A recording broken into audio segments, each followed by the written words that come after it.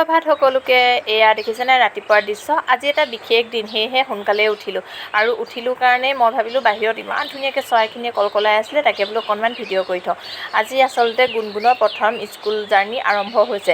আজি স্কুললৈ তাই নিম, সেয়েহে খুব সোনকালে উঠিলোঁ আৰু লৰালৰিকৈ কাম কাজবিলাক কৰি লৈ এয়া ইউনিফৰ্ম পিন্ধাই তাইক স্কুললৈ বুলি ৰেডি কৰিলোঁ।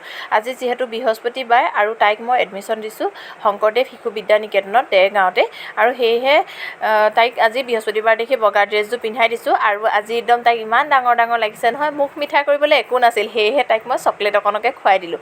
ক্ষীৰ বনাবলৈ নহ'ল আৰু সেয়ে বোলো তুমি চকলেট অকণকৈ খাই মুখখন মিঠা কৰি লৈ যাওঁ আৰু তাইক।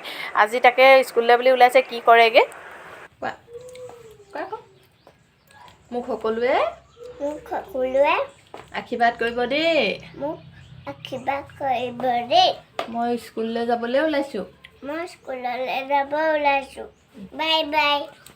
আমি যিহেতু কোৱাৰ্টাৰতহে আছোঁ আৰু গুণগুণৰ ককা আইতাক বুলিবলৈ ইয়াতো নাই, সেয়েহে মৌচুমীৰ মাক দেউতাক আছিল আৰু বুলিৰ দেউতাক আছিল।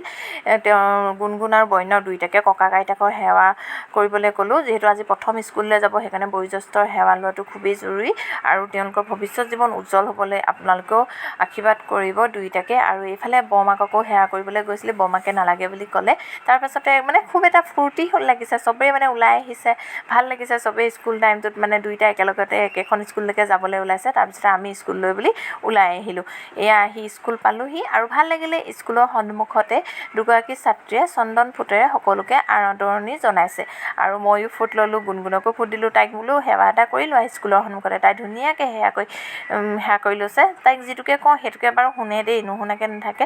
মই ভাবিছিলোঁ তাই অকণমান নাৰ্ভাছ ফিল কৰিব নেকি স্কুলৰ সন্মুখত, তেনেকুৱা কিন্তু অলপমান হৈছিলে। যদিও তাই প্ৰথমবাৰৰ কাৰণে ইমানখিনি ছাত্ৰ ছাত্ৰীক একেলগে দেখিব, আগতেতো চেণ্টাৰত ইমান বেছি পোৱা নাছিলে বা মানে আচহুৱা পাব বুলি ভাবিছিলোঁ, ভয় কৰিব বুলি ভাবিছিলোঁ। অকণমান ভয়কৈ গৈছে বাৰু, হ'লেও দিয়কচোন, ভয়নো নকৰিব কিয়।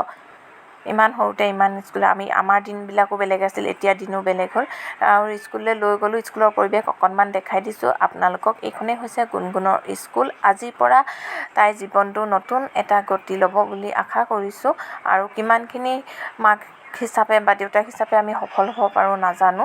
সকলোবিলাক অকল স্কুলক দি দিলেও নহ'ব, দায়িত্বটো আমিও ঘৰত চাব লাগিব, তেতিয়াহে আমাৰ শিশুসকল আগবাঢ়ি যাব পাৰিব। আৰু এয়া গেটৰ সন্মুখতে সকলো আচাৰ্যক আদৰণিও জনাইছে একোখনকৈ গামোচাৰে, সেয়াও চাই খুবেই ভাল লাগিলে।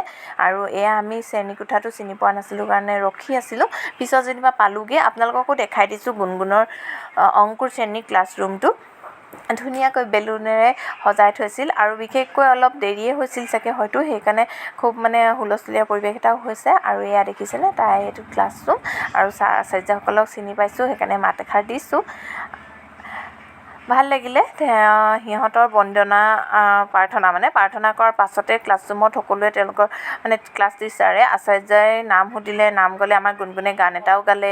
তাৰপিছতে সেইবিলাক কিছুমান কথা বতৰা পাতিলে আজি প্ৰথম তাই, আৰু নামবিলাক সুধিলে, নামো খুব ধুনীয়াকৈ ক'লে। এয়া বাহিৰৰ দৃশ্য অকণমান আপোনালোকক দেখাই দিছোঁ। আৰু আজি হিচাপে থাকি যাব তাই স্কুলীয়া প্ৰথম দিনটো। এয়া মনটো মাৰিয়ে আছে বাৰু, ইমান ফূৰ্তি কৰি থকা নাই। আৰু শেষত ইয়াকে ক'লোঁ, আপোনালোকেও আশীৰ্বাদ কৰিব তাইৰ জীৱনটো উজ্জ্বল হ'বলৈ। আৰু শেষত ক্লাছ শেষ হ'ল আৰু 1.5 ঘণ্টামান আমি থাকিলোঁ। তাৰপিছতে এয়া গুচি আহিলোঁ। শেষলৈকে ভিডিঅ'টো চোৱাৰ বাবে সকলোকে বহুত বহুত ধন্যবাদ।